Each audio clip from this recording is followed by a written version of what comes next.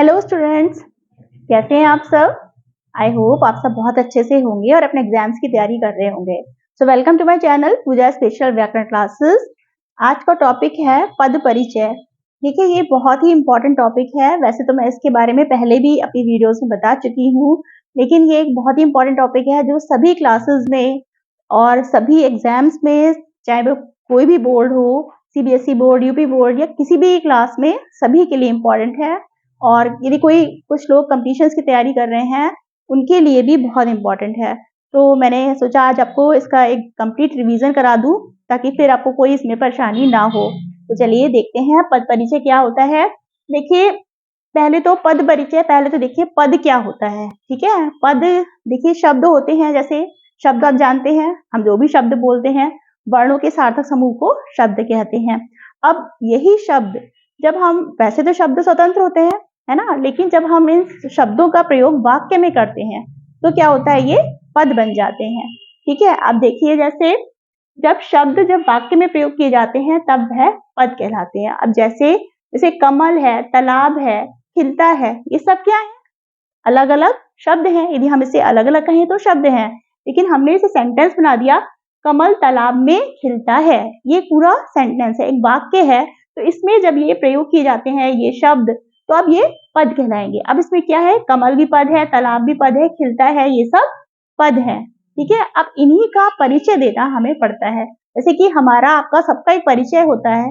ठीक है, हम सबका एक परिचय है कि भाई हमारा जो भी हमारे बारे में है, कि हमारे माता पिता का नाम क्या है, या हमारा नाम क्या है, किस कक्षा में पढ़ते हैं हम, या हमारा एड्रेस क्या है, ये सारी चीजें हम जानते हैं। इसी तरह से पदों के बारे में भी, उनका भी सारा एक परिचय होता है। ठीक है, उसका व्याकरणिक परिचय होता है, तो उसे ही हम पद परिचय कहते हैं। तो आपको छोटी सी डेफिनेशन है, बस आपको इतना सा याद रखना है कि पद परिचय क्या है, पदों का व्याकरणिक परिचय जो है पद परिचय कहलाता है। ठीक है, यदि किसी की में डेफिनेशन आए तो आप ये बस इतना सा लिखिए कि पदों का व्याकरणिक परिचय पद परिचय कहलाता है।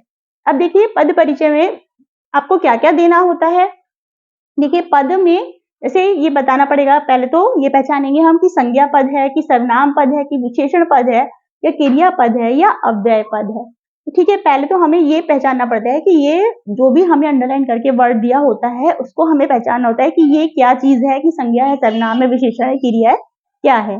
फिर उसके बारे में भी उसका परिचय देना पड़ता है। जैसे कि यदि संज्ञा होगा तो हमें उसके तीनों भेद, जैसे संज्ञा के आपको पता है कौन कौन से भेद हैं। देखिए, आप लोग अब जो भी क्लास में है ना, बड़ी क्लासेस में ही है, 7th 8th से शुरू हो जाता है ये वाला पद परिचय। तो आप लोग को संज्ञा, सर्वनाम, इनके बारे में, क्रिया, विशेषण, ये सब तो आपको पता ही है।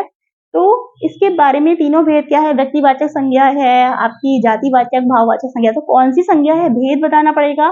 फिर इसका लिंग बताना पड़ेगा, लिंग में स्त्रीलिंग, पुल्लिंग वगैरह जो होते हैं, ऐसी वचन, एक वचन है, बहुवचन है, ये बताएंगे हम। कारक हैं, कारक हमारे 8 कारक हैं। उनमें से यदि आपको कारक देखिए समझ में आ जाए तो आप बता दीजिए, जितना आता हो उतना परिचय आपको देना है। ठीक है, फिर सर्वनाम है, सर्वनाम पद में भी हमें भेद, लिंग, वचन, कारक तथा क्रिया से संबंध बताना होता है। तीसरा विशेषण है, विशेषण में आपको उसके भेद बताना होगा। विशेषण के भी आपके कई सारे भेद हैं, तो वो बताना पड़ेगा। अवस्था बता सकते हैं उसमें हम, लिंग, वचन और विशेष, किसी विशेष से संबंधित होता है ना, जिसकी विशेषता बताई जाती है, तो वह विशेष बता देते हैं हम इसमें। फिर क्रिया है, क्रिया में क्या बताते हैं, क्रिया में भी भेद बताएंगे। क्रिया के भी 2 भेद हैं आपको, सकर्मक अकर्मक क्रिया, लिंग क्या है, वचन क्या है, धातु क्या है। क्रिया में धातु से बनता है ना क्रिया, तो धातु, काल, है ना, ये बता सकते हैं, वाच्य बता सकते हैं, ये चीजें। देखिए, आपको जितना ज्यादा से ज्यादा आता हो उतना उसके बारे में आप बता दीजिए। ठीक है, फिर नेक्स्ट है अव्यय। अव्यय क्या होता है, अव्यय, ये देखिए लास्ट वीडियोस मेरी इसकी बनी हुई है, अव्यय या विकारी शब्द की पूरी डिटेल वीडियोस हैं। यदि आपको ये समझ में ना आए तो आप जो है वो पुरानी वीडियोस भी आप देख सकते हैं, प्लेलिस्ट बनी हुई है, आपको पूरी वीडियोस इसकी मिल जाएंगी। और यहाँ पे भी मैं एक्सप्लेन करती रहूंगी भेद। जैसे इसमें अब अव्यय में कई सारी चीजें होती हैं, जो अव्यय वो शब्द होते हैं जो लिंग वचन क्रम के अनुसार नहीं बदलते हैं। ठीक है, जैसे इसमें क्रिया विशेषण आता है, संबंध बोधक है, समुच्चय बोधक है, विस्मय आदि बोधक है, या निपात है। ये सारी चीजें आपको बतानी पड़ेंगी कि इसमें से क्या है। और क्रिया विशेषण में भी उसका यदि आपको भेद आता है, रीतिवाचक है क्रिया विशेषण, या परिमाणवाचक है, स्थान कालवाचक है, ये सारे होते हैं। संबंध बोधक के भेद या समुच्चय बोधक, इन सारा आपको डिटेल वीडियोज हैं इसकी, आप उसकी अच्छी तरह देख सकते हैं और समझ सकते हैं। तो इसके बारे में भी बताया जाता है। देखिए इसमें बस इतना ही काफी होता है, भेद बता दिया, क्रिया से संबंध वगैरह बता दिया, इतना ही काफी होता है। अब जैसे देखिए एग्जाम्पल देखिए, जैसे पहला एग्जाम्पल है, रीता एक पुस्तक पढ़ती है। अब हमें रीता को अंडरलाइन किया हुआ है और हमसे कहा है इसका परिचय देना है हमें। तो रीता क्या है आपको पता ही, समझ में ही आ रहा है, संज्ञा है रीता, है ना। पद परिचय कैसे देंगे हम, संज्ञा है और कैसी संज्ञा है, व्यक्तिवाचक संज्ञा है। तो व्यक्तिवाचक संज्ञा है और रीता लड़की है, स्त्रीलिंग हो गया। एक वचन है ना, एक ही है रीता, और कर्ता कारक है क्योंकि वही काम कर रही है ना, वो पुस्तक पढ़ रही है तो ये कर्ता कारक हो गया। इस तरह से हमने संज्ञा का परिचय दे दिया। सेकेंड है, मैं तुमसे कुछ पूछूंगा, तुमसे कुछ पूछूंगा। वैसे तो इसमें मैं भी सर्वनाम है, तुमसे भी सर्वनाम है, लेकिन कुछ पे अंडरलाइन है, हमसे कुछ के बारे में पूछा गया है कि कुछ के बारे में आप परिचय दीजिए। तो अब हमें इसका परिचय क्या देना है, हमें सर्वनाम कई सारे भेद हैं, आपको पता होगा सर्वनाम के भेद, है ना। पुरुषवाचक सर्वनाम, निश्चयवाचक, अनिश्चयवाचक, संबंधवाचक, है ना। ये सारे जो है और भी आपके जो सर्वनाम के भेद है उनमें से आपको बताना पड़ेगा। तो यहाँ पर ये क्या है, कुछ हमें नहीं पता कुछ है, तो यहाँ पे क्या हो गया, अनिश्चयवाचक सर्वनाम। और ये पुल्लिंग है ना, कुछ पूछूंगा पुल्लिंग हो गया, आप करके देख लीजिए। एक वचन है और कर्म कारक है, ठीक है, कारक में कर्म कारक है। थर्ड है, मेरे बगीचे में 2 लाल फूल है। अब 2 और लाल पे अंडरलाइन है, 2 भी हमारा विशेषण है और लाल भी विशेषण है, तो हमने पहचान लिया कि ये विशेषण है, ये विशेषण पद है। अब विशेषण पद में हमें क्या परिचय देना पड़ेगा, जैसे 2 का है तो अब हमें विशेषण के भी आपको भेद पता है, भेद पता होना चाहिए। संख्यावाचक विशेषण होता है ना, तो ये संख्या दी हुई है तो यहाँ पे संख्यावाचक विशेषण हो गया। और इसमें विशेष किसकी विशेषता बता रहे हैं, तो फूल की विशेषता बताई जा रही है, इसलिए फूल विशेष है। बस इतना ही काफी है, इतना ही लिख दीजिए। लाल, लाल भी क्या है, लाल गुणवाचक विशेषण है, विशेषता बताई जा रही है, लाल है और ये बहुवचन है, लाल बहुवचन हुआ, है ना, और पुल्लिंग हुआ, है ना। लाल को यदि आप वैसे करके आप उसके सेंटेंस बना के देखेंगे आपको पुल्लिंग पता लग जाएगा। तो ठीक है, ये हमारे क्या होते हैं, इस तरह से हम पद परिचय देते हैं। अभी कुछ और एग्जांपल्स देखते हैं, ये हमारा विशेषण तक हो गया, आगे देखते हैं। तो चलिए नेक्स्ट देखते हैं। फोर्थ एग्जाम्पल है, रेखा गीत गाती है। अब इसमें गाती है अंडरलाइन है ना, गाती है को बताना है हमें, इसका परिचय क्या है, गाती है पहले तो ये पहचानेंगे क्या है, क्रिया है। अब क्रिया में कौन सी क्रिया है, क्योंकि हमें बताया है गीत गाती है, क्या गाती है, गीत गाती है, तो ये सकर्मक क्रिया हो गई, कर्म है इसमें, तो सकर्मक क्रिया। और ये किसमें है, सामान्य, गीत गा रही मतलब गाती है तो वर्तमान काल है, तो सामान्य वर्तमान काल हो गया। और गीता के द्वारा कार्य किया जा रहा है, इसलिए ये कर्तवाच्य है, ठीक है, ये हम बताएंगे। नेक्स्ट देखिए, कछुआ धीरे धीरे चलता है। अब ये क्या है, धीरे धीरे अंडरलाइन है, धीरे धीरे क्या हुआ, कैसे चलता है, धीरे धीरे, तो ये क्या हो गया, क्रिया विशेषण। अब क्रिया विशेषण में कौन सा है, क्योंकि हमें करने का ढंग बता रहा है, कैसे चलता है, धीरे धीरे चलता है, तो यहाँ पर रीतिवाचक क्रिया विशेषण हो गया। अब चलता है क्रिया का क्रिया विशेषण है, क्योंकि चलता है क्रिया है और उसी का ये क्रिया विशेषण है।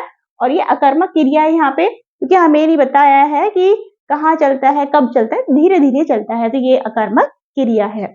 नेक्स्ट देखिए, वह खुशी के मारे चीख पड़ा। अब यहाँ पे के मारे अंडरलाइंड है ना, के मारे को अंडरलाइन किया गया है। आप के मारे ये क्या है, जहाँ पे भी का के लगा होता है, के साथ के साथ या के मारे यहाँ पे जैसे लिखा है, तो वहां पर के से लगा होता है, तो वहां पर संबंध बोधक अव्यय होता है, ठीक है, संबंध बोधक अव्यय है। और संबंधी शब्द क्या है, किसके मारे, तो खुशी। बस इसमें इतना ही परिचय काफी है, ठीक है, इसमें बस इतना ही देना पड़ेगा। 7th है, वह आया और मैं चला गया।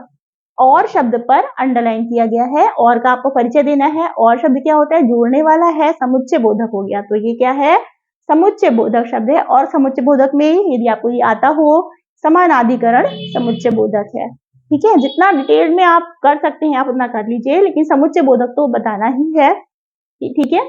नेक्स्ट है, आह कितना सुंदर दृश्य है। ये तो बहुत इजी है, आपको देखते ही समझ में आ गया होगा। आह का परिचय देना है हमें, ये विस्मय आदि बोधक है, और इसमें भी कौन सा है, हर्ष सूचक है।